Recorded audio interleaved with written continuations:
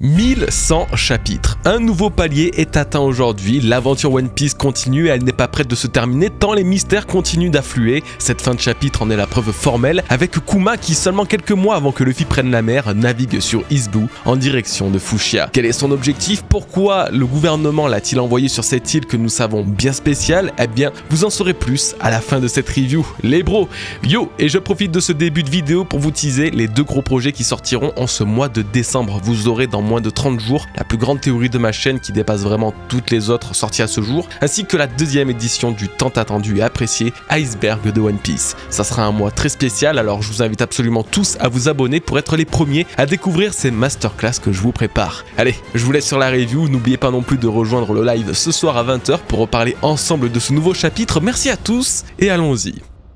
Je vais pas faire de récap du dernier chapitre, on commence direct sur celui-ci avec la visite de Kizaru au laboratoire de Vegapunk, accompagné d'une figure assez connue de la marine et des supernovas, Diez Drake. Alors c'est intéressant pour plusieurs raisons qu'on le voit ici, même si on s'en fout royalement de Drake, je vais pas vous le cacher. En gros, et dans le chapitre 1099, nous avons appris qu'à la toute fin, la chronologie s'était énormément rapprochée de nos jours, puisque plus que 4 années nous séparent du présent. Pour le savoir, c'est très simple, Dragon dit que l'autre jour, il y a eu un incident sur Punk Hazard ayant forcé Vegapunk à changer de laboratoire pour se rendre sur Egghead. Ça tombe bien, Oda nous a donné l'information de quand ce laboratoire a été détruit dans le chapitre 664 et c'était il y a 4 ans. Donc Kuma a rencontré Vegapunk pour la première fois il y a 4 ans et en seulement 4 ans, Egghead est passé d'une simple île scientifique à un véritable royaume du futur, ce qui rend l'histoire encore plus folle. Bref, pour en revenir à Drake et pas seulement à lui mais ça vous le verrez tout au long de cette review, il y a seulement 4 ans, il était encore dans la marine, signifiant peut-être que le Sword n'était pas encore créé à ce moment-là, puisque je vous rappelle qu'il est pirate depuis au moins 2 ans.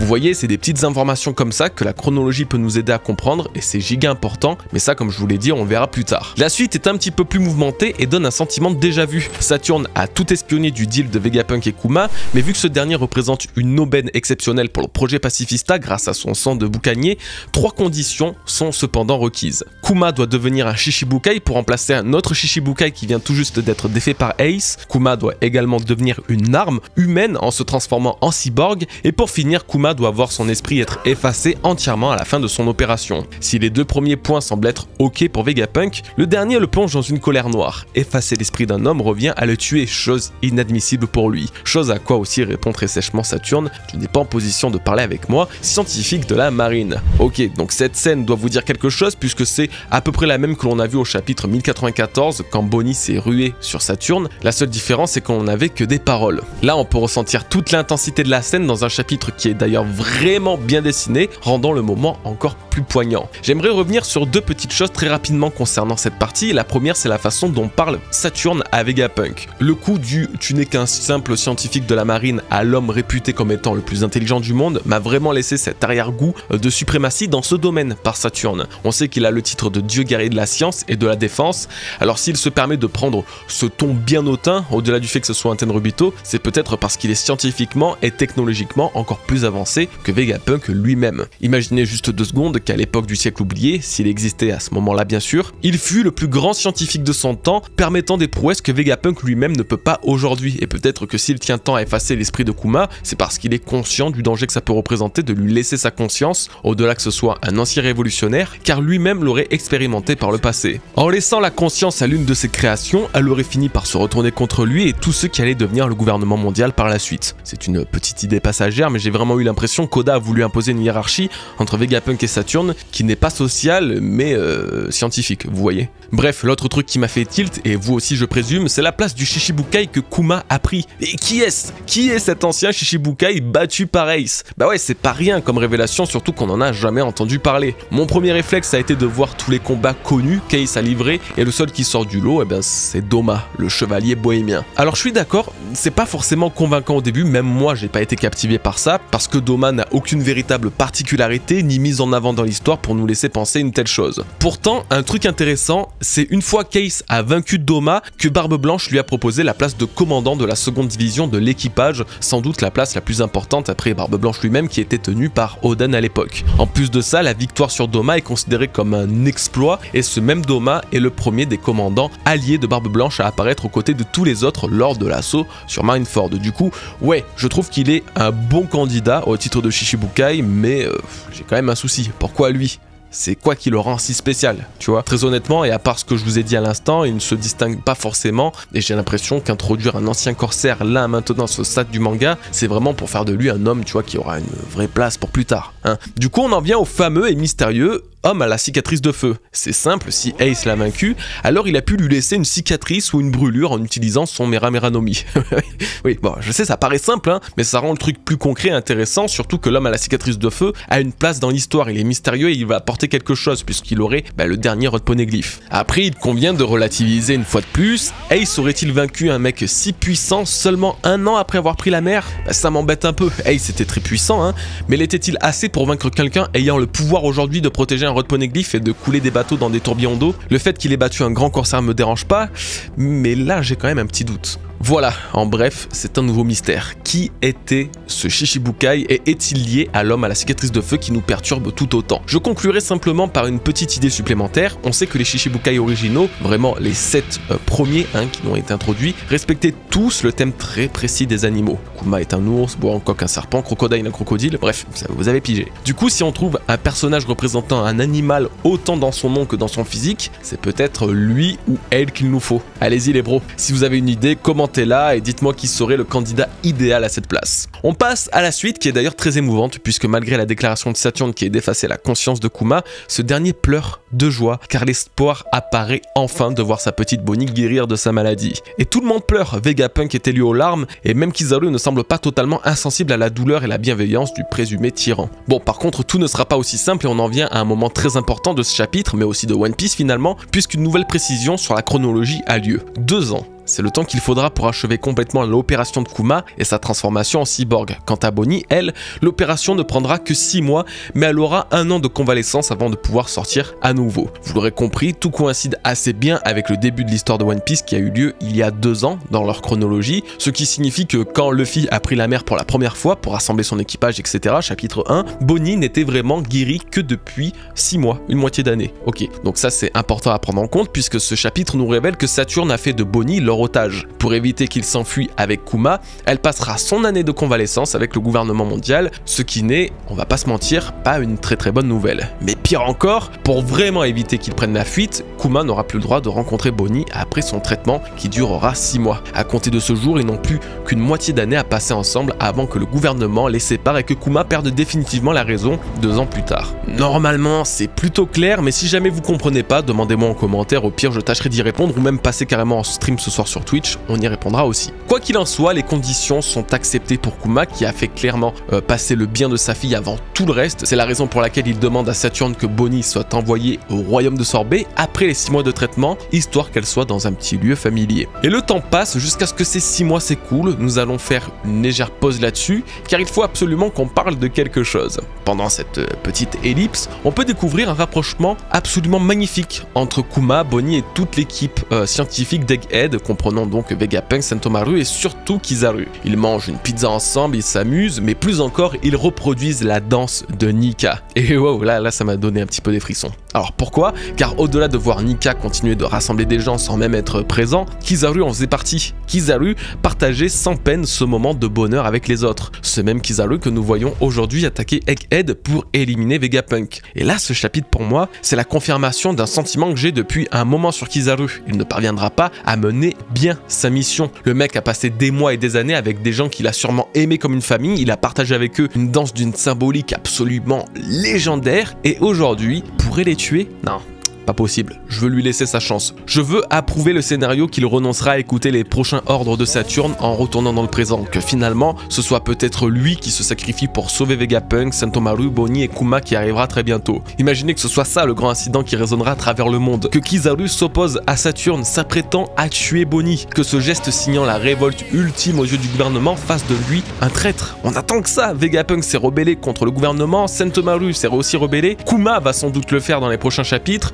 il ne manque plus que lui actuellement. Très honnêtement, j'aurais lâché cette idée si on l'avait pas vu performer la danse de Nika, hein. Mais là les gars, croyez-moi, le rôle de Kizaru est loin d'être terminé dans cet arc. Puis même au tout début du chapitre, il était là à dire à Vegapunk: t'aurais dû regarder chaque coin de ce laboratoire quand t'as emménagé, afin d'éviter d'être espionné par le gouvernement, confirmant bien ses intentions positives vis-à-vis de lui. Après voilà, c'est pas une théorie, hein, ça se base plus sur un ressenti qu'autre chose, mais je suis certain de pas être le seul à avoir cette sensation que oui, Kizaru a des émotions et un passé avec eux qui risque d'interférer dans la suite de Egghead. Au-delà du rapprochement de ce petit groupe, ces 6 mois ont permis à Egghead de bien commencer à se développer et on voit pour la première fois des cargos marins avec une inscription mentionnant YouMeet. Et je voulais m'arrêter sur ce détail parce que YouMeet, si vous vous en souvenez pas, c'est l'un des 6 empereurs de la pègre avec Morgan et Stussy que vous connaissez très bien. Chacun a un rôle et lui gère le transport maritime. Alors ce que je trouve bizarre, c'est qu'avec Morgan, Stussy, YouMeet et aussi Dufeld, présentés comme investisseurs des Mads dans la mini-aventure qui leur est dédiée, les empereurs de la pègre sont presque tous autant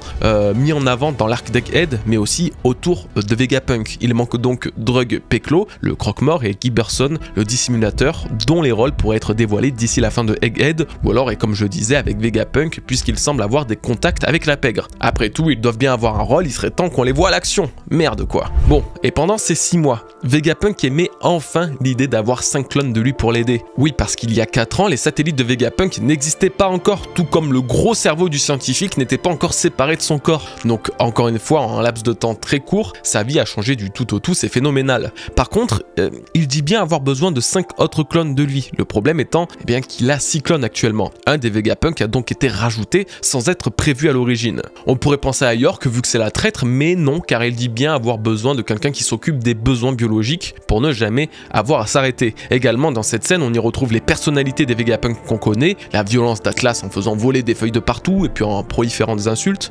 l'écriture des idées et l'analyse des données avec Pythagore et Edison, reste le bien de Shaka et le mal de Lilith. Que faire de ces émotions? Le désir de créer une arme est propre à Lilith, puisque c'est elle qui est spécialisée là-dedans. Elle faisait donc partie des 5 satellites qu'il voulait créer, et donc ça serait Shaka, le bien, qui n'était pas prévu de base. Il aurait été créé pour se séparer de sa bonne conscience, après avoir finalisé l'opération de Kuma, pour peut-être ne plus culpabiliser de retirer l'existence et la conscience d'un homme aussi bon et doux que lui. Une autre possibilité pourrait faire que Shaka, contre toute attente, ne soit pas un satellite de Vegapunk, mais soit en réalité une partie de la conscience et du bien de Kuma. Déjà, et comme je le disais, il n'était pas prévu qu'un 6e satellite existe. Ensuite, Shaka est le nom japonais pour le Gautama Bouddha, fondateur et chef spirituel du bouddhisme, allant totalement dans la bienveillance et la sérénité que Kuma faisait preuve malgré les épreuves qu'il a traversées. Alors peut-être que la triste vérité derrière Shaka, qui représentait cette si bonne âme des Vegapunk, était en réalité dotée d'une partie des sentiments de Kuma. Voilà la triste vérité derrière Shaka et son existence. Maintenant, on passe à l'après, les 6 mois sont écoulés, il est l'heure pour Bonnie et Kuma de se séparer. C'est pourquoi ils retournent sur Sorbet, comme promis, et oui, ça y est, on a enfin la véritable apparence originale de Connie, dans laquelle s'est transformée Bonnie à la rêverie. Elle était vraiment forte, hein, c'est vraiment ressemblant. On passe à l'apparition d'un nouveau personnage qui sera l'infirmière de Bonnie pendant sa convalescence, Alpha, membre du CP8. C'est elle qui va la surveiller, et si à première vue il n'y a pas grand chose à dire la concernant, elle m'a quand même vachement rappelé une infirmière aux côtés de Barbe Blanche durant son introduction. Alors ouais, en vrai elle ressemble encore plus à Khalifa, hein, mais je vois pas l'intérêt que ce soit elle, ni une sœur jumelle ou quoi, vraiment. Bon. Alors que si c'était elle aux côtés de Barbe Blanche, là, ça serait un petit peu intriguant. Parce que sur les perfusions censées soigner Newgate, on y retrouve quand même l'emblème de Doflamingo, le même Doflamingo qui avait des liens privilégiés avec le Cypherpol et le gouvernement. Donc peut-être qu'après la mission consistant à soigner et à surveiller Bonnie, elle infiltrerait l'équipage de Barbe Blanche en tant qu'infirmière, une fois encore, pour empoisonner l'empereur. Ou alors c'est qu'une random qu'on ne verra plus jamais et qui n'aura plus jamais aucun rôle. Enfin bref, on rigole, mais pendant ce temps, cette scène signe quand même la dernière fois où Kuma et Bonnie seront ensemble. Kuma fait ses adieux à sa fille et elle ne le sait même pas. Mais le pire dans tout ça, et je sais pas si vous l'avez remarqué, mais on dirait qu'il commence à perdre ses sentiments. Dans ses adieux ou encore plus loin, quand il lui écrit une lettre, il laisse paraître de moins en moins de sentiments. Lui qui pleure pourtant énormément quand ça concerne Bonnie. Alors est-ce qu'Oda a voulu rendre les adieux entre le père et la fille plus solennels que jamais sans larmes, ou au contraire est-il en train de nous montrer que Kuma perd peu à peu ses émotions dû à sa transformation en cyborg pour devenir l'être imperturbable et insensible que l'on a découvert sur Thriller Bark? Eh bien, malheureusement, j'aime beaucoup cette idée et je pense que c'est aussi la bonne.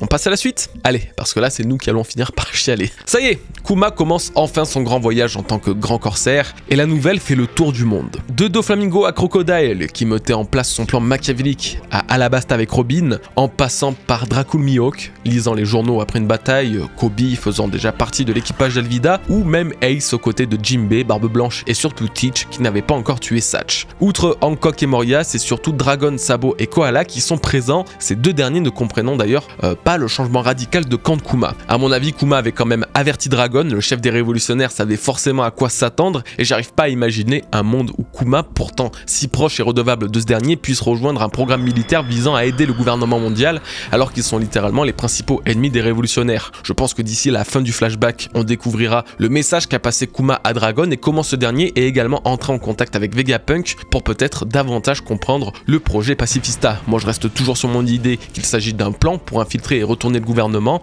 Cette sensation s'est d'ailleurs vraiment amplifiée récemment quand on voit à quel point Kuma n'a été que toute sa vie une victime des dragons célestes. Après voilà, même si c'était l'une de mes théories principales à ce sujet, faut rester lucide et je vois pas non plus Kuma mettre en péril la vie de sa fille en trahissant le gouvernement mondial qui pourrait totalement rompre leur pacte et l'assassiner en quelques instants s'il venait à les trahir. Comme toujours, très curieux de voir comment Oda va développer cette histoire et si le trio Vegapunk, Kuma et Dragon cache véritablement quelque chose. Mais ce n'est pas la seule chose qui attise ma curiosité. Alors que Kuma écrit une lettre à sa chère Bonnie en naviguant dans son bateau au magnifique Jolly Roger dessiné par elle-même, il arrive au large d'un village connu de tous. Le village de Fushia, 6 mois avant que Luffy prenne la mer. Que faisait-il là-bas, quelques mois avant le début de l'aventure de Luffy? Eh bien c'est la grande question, le grand cliffhanger de ce chapitre que l'on va analyser dès maintenant ensemble. Ce qu'on va faire dans un premier temps, c'est exclure certaines possibilités. Est-ce que Kuma a rencontré Luffy? Eh ben là j'aurais tendance à dire non pour la simple et bonne raison que Luffy ne l'a pas reconnu en le voyant pour la première fois au chapitre 508. Si Kuma a vu Luffy, ce qui est une totale possibilité, ce n'est donc pas le cas de ce dernier, donc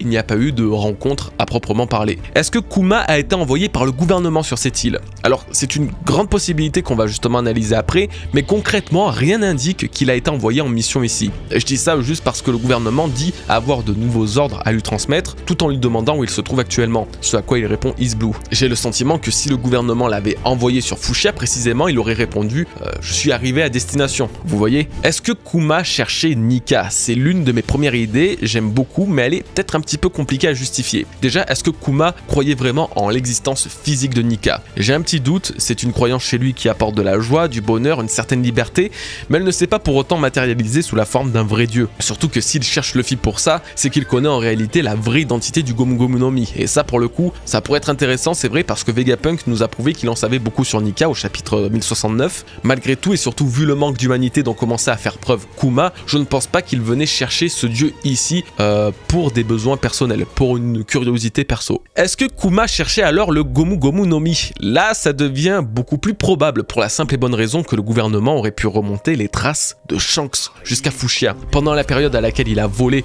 le Gomu Gomu no Mi au Cypher Pole et donc à Usu, il était très présent sur Is Blue et à Fushia plus précisément, chose qui n'aurait pas échappé au gouvernement. Ainsi, ils auraient demandé à Kuma d'enquêter pour voir si Shanks n'a pas caché ce fruit du démon quelque part et encore pire, si quelqu'un ne l'a pas consommé. Son enquête l'aurait mené naturellement sur Fushia. Ok, donc on va s'arrêter là-dessus, sur cette idée, car c'est la théorie la plus concluante que je peux faire à son sujet et surtout car ça concerne Shanks. Kuma aurait été envoyé par le gouvernement pour enquêter sur les déplacements de Shanks et plus précisément pour retrouver la trace du fruit du démon qui leur a été volé 10 ans plus tôt. Alors qu'il avait totalement conscience que Shanks était le voleur du Gomu Gomu no Mi, ils ont décidé d'envoyer Kuma, leur soldat à tout faire, pour enquêter sur ce fruit. Où est-il caché? Qu'est-ce que Shanks le roux a-t-il bien pu en faire? Tout comme les agissements de Roger sur Batteryla qui était surveillé et ayant mené à une invasion de la marine à sa mort pour trouver une éventuelle descendance du roi des pirates, les agissements de Shanks auraient poussé le gouvernement à enquêter sur lui et le fruit du démon qu'il leur a volé 10 ans plus tôt. Leur ordre aurait été très simple, trouver ce fruit du démon ou, dans le cas échéant, trouver celui qui l'a consommé et le tuer. En l'occurrence, nous parlons de Luffy qui n'avait aucune conscience du danger qui planait sur sa tête et il n'en saura jamais rien pour deux raisons. Kuma se serait rendu compte que le gouvernement cherchait en réalité celui qui incarnerait Nika et aurait voulu l'éliminer. Ordre à l'opposé des principes de Kuma et de ses croyances. La deuxième raison serait que Shanks lui-même serait apparu face au Shichibukai. Pouvons-nous vraiment penser un seul instant que Shanks aurait donné un fruit du démon aussi précieux et dangereux à Luffy sans le protéger, sans le surveiller? Jusqu'à ce qu'il grandisse, le roux aurait donc toujours veillé sur lui et en sachant qu'un Shichibukai s'approchait de Fushia, peut-être après qu'il ait détruit un de ses navires alliés, il l'aurait confronté. Au chapitre 1101, précisément 1100 chapitres après le début de l'histoire, nous reverrons une nouvelle fois Shanks aux abords de Fushia pour protéger celui qui a hérité du fruit du démon de la prophétie. Aucun combat n'aura lieu avec Kuma, mais peut-être une discussion sur la nouvelle ère et le besoin de lever l'aube sur le monde. En tout cas, une chose est sûre, la présence de l'héritier du pouvoir de Nika n'est pas un hasard dans cette destination de Kuma, et le prochain chapitre pourrait bien mettre en lumière une révélation qui changera à nouveau notre façon de voir One Piece.